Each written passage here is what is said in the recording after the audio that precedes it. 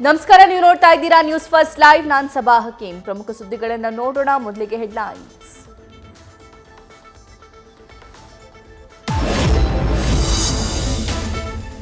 ಮೈತ್ರಿಯಿಂದ ಪ್ರಜ್ವಲ್ ರೇವಣ್ಣಗೆ ಸಿಕ್ತು ಬಲ. ಆಡಳಿತ ವಿರೋಧಿ ಅಲೆ ಭೀತಿ ಎದುರಿಸ್ತಾ ಇದ್ದ ಪ್ರಜ್ವಲ್ಗೆ ಆಯಿತು 4 ಅಂಶ ಪ್ಲಸ್. ಮೋದಿ ವರ್ಚಸ್ಸು, ಗೌಡರ ಅನುಭವದಿಂದ ಬದಲಾಯಿತು ಹಾಸನ ಸನ್ನಿವೇಶ. ಲೋಕ ಕದನ ಗೆಲ್ಲಲು ಬಿಜೆಪಿ ಜೆಡಿಎಸ್ ಒಗ್ಗಟ್ಟಿನ ಮಂತ್ರ. ಬೆಂಗಳೂರಲ್ಲಿ ದೋಸ್ತಿಗಳ ಸಮನ್ವಯ ಸಭೆ ಮೂಲಕ ಚುನಾವಣಾ ತಂತ್ರ.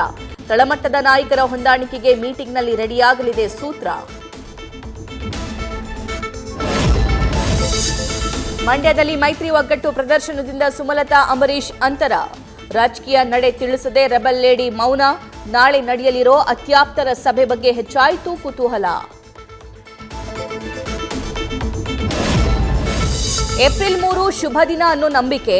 ಅಂದೇ ನಾಮಪತ್ರ ಸಲ್ಲಿಸೋದಕ್ಕೆ ಹಲವು ಬಿಜೆಪಿ ಅಭ್ಯರ್ಥಿಗಳ ಸಿದ್ಧತೆ. ನಾಮಿನೇಷನ್ಗೆ ಬರುವಂತೆ ಯಡಿಯೂರಪ್ಪಗೆ ಹೆಚ್ಚಾಯಿತು ಬೇಡಿಕೆ.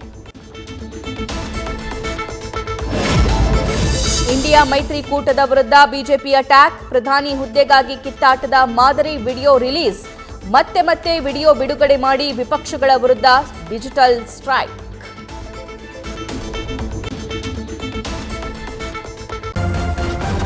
ನ್ಯೂಸ್ ಫಸ್ಟ್, ನಿರ್ಭೀತಿಯಿಂದ ನಿಮ್ಮ ಪರವಾಗಿ.